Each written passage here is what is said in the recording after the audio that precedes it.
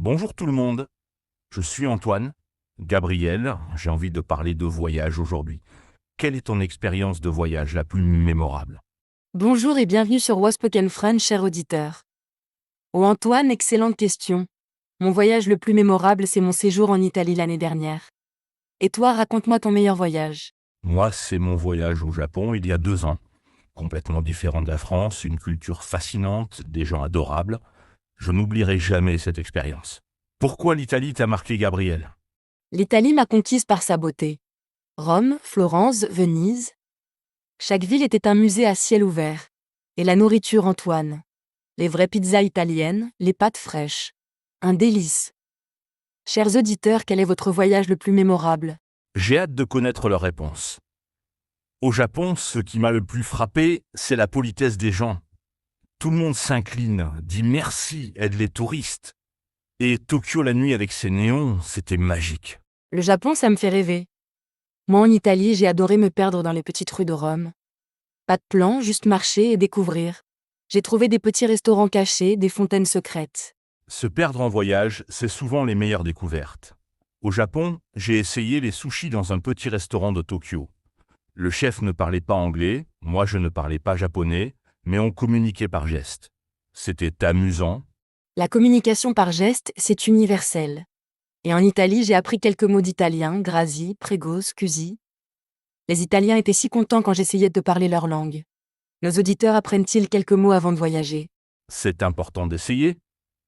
Au Japon, j'avais appris konnichiwa pour bonjour et arigato pour merci. Les Japonais souriaient toujours quand je parlais japonais. Et toi, Gabriel, tu avais préparé ton voyage en Italie. J'avais lu des guides touristiques et regardé des documentaires. Mais la vraie Italie était encore plus belle que dans les livres. Et toi, Antoine, tu avais des attentes pour le Japon? J'imaginais un pays très moderne avec des robots partout. En réalité, j'ai trouvé un mélange parfait entre tradition et modernité. Des temples anciens à côté de gratte-ciel futuristes. Ce contraste devait être saisissant. Moi, en Italie, j'ai été surprise par la chaleur des gens. On dit que les Italiens parlent fort, mais c'est parce qu'ils sont passionnés. Ils gesticulent, rient, vivent intensément.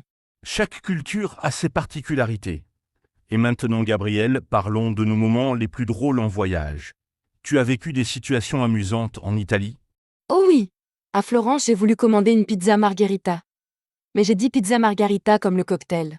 Le serveur a ri et m'a apporté un verre. Nous avons ri ensemble de ma erreur. Les erreurs de langue, ça arrive. Au Japon, dans un restaurant, j'ai pointé un plat au hasard sur le menu en japonais. J'ai reçu une soupe avec des tentacles de poulpe. C'était surprenant. Des tentacles de poulpe! Tu as goûté, Antoine? J'ai essayé par politesse. C'était particulier. Pas mauvais, juste très différent de ce que je mange en France. L'aventure culinaire fait partie du voyage. Exactement. Goûter la cuisine locale, c'est découvrir une culture. En Italie, j'ai mangé des glaces tous les jours. Gelato à la pistache, au citron, à la fraise. Un paradis pour les gourmands. Les glaces italiennes sont réputées. Et maintenant, parlons de nos découvertes culturelles. Gabriel, qu'est-ce qui t'a le plus surprise dans la culture italienne? La sieste? À Rome, entre 13h et 16h, tout ferme. Magasins, restaurants, musées. Au début, j'étais frustrée, puis j'ai compris.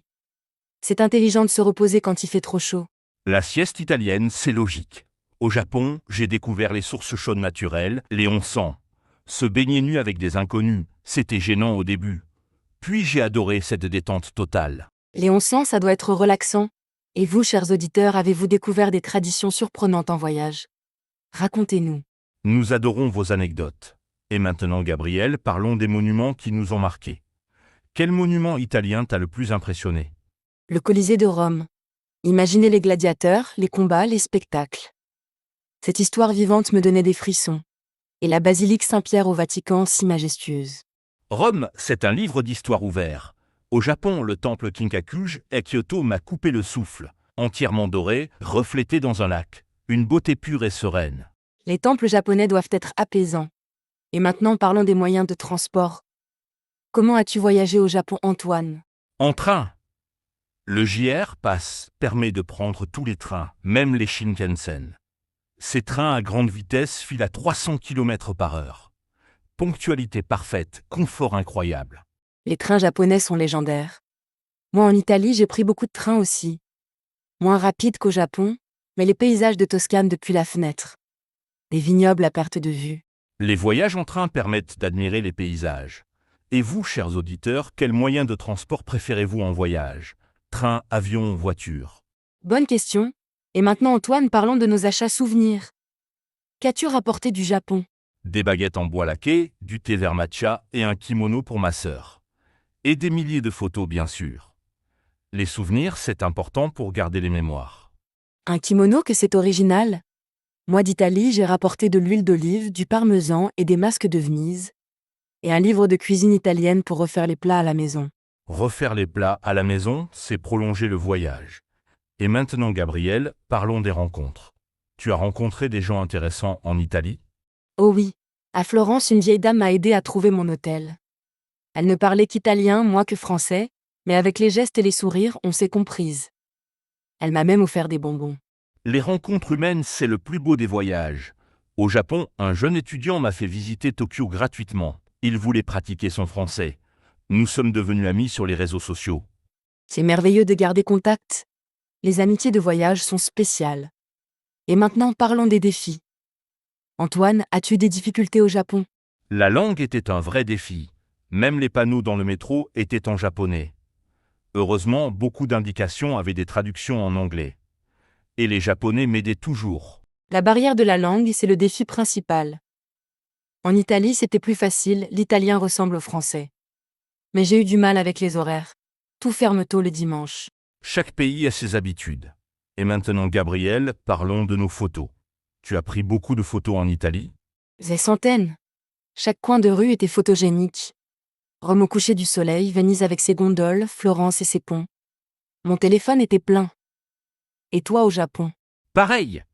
Les cerisiers en fleurs, les temples, la nourriture colorée. Tout méritait une photo. Au Japon, même les distributeurs automatiques sont beaux. Il y en a partout avec des designs originaux. Des distributeurs automatiques partout, c'est pratique. Nos auditeurs prennent-ils beaucoup de photos en voyage? Comment organisez-vous vos souvenirs? Excellente question. Et maintenant, parlons de nos moments de solitude en voyage. Gabriel, tu as eu des moments pour toi en Italie? Oui, à Venise, je me suis assise sur les marches d'une église au coucher du soleil. Regardez les gondoliers passer, écoutez les cloches sonner. Ces moments silencieux sont précieux. La solitude peut être belle en voyage. Au Japon, dans un jardin zen de Kyoto, j'ai médité une demi-heure, entouré de bambous, écoutant l'eau couler. Une paix profonde. Les jardins japonais doivent être apaisants. Et maintenant, Antoine, parlons de nos erreurs de voyage. Tu as fait des erreurs au Japon. J'ai oublié d'enlever mes chaussures en entrant dans un temple. Un moine m'a gentiment fait signe. J'étais rouge de honte, mais il souriait, les Japonais sont très tolérants avec les touristes. Les codes culturels, c'est piégeux. Moi, en Italie, j'ai commandé un cappuccino après dîner. Le serveur m'a regardé bizarrement. En Italie, on ne boit pas de lait après 18 heures. Chaque pays a ses règles. Et maintenant, parlons de ce qui nous a le plus manqué de France.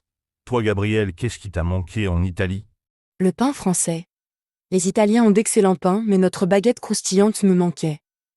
Et toi, au Japon, qu'est-ce qui t'a manqué? Le fromage. Au Japon, il y a peu de fromage dans la cuisine traditionnelle. Mon camembert et mon roquefort me manquaient énormément. On apprécie mieux son pays après l'avoir quitté. C'est vrai. Et maintenant, parlons de nos projets de retour. Antoine, tu veux retourner au Japon? Absolument. Je veux visiter d'autres villes. Osaka, Hiroshima, Nara. Le Japon est grand et chaque région a ses spécialités. Et toi, tu retournes en Italie? Oui.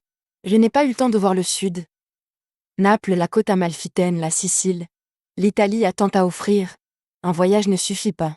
Certains pays méritent plusieurs voyages.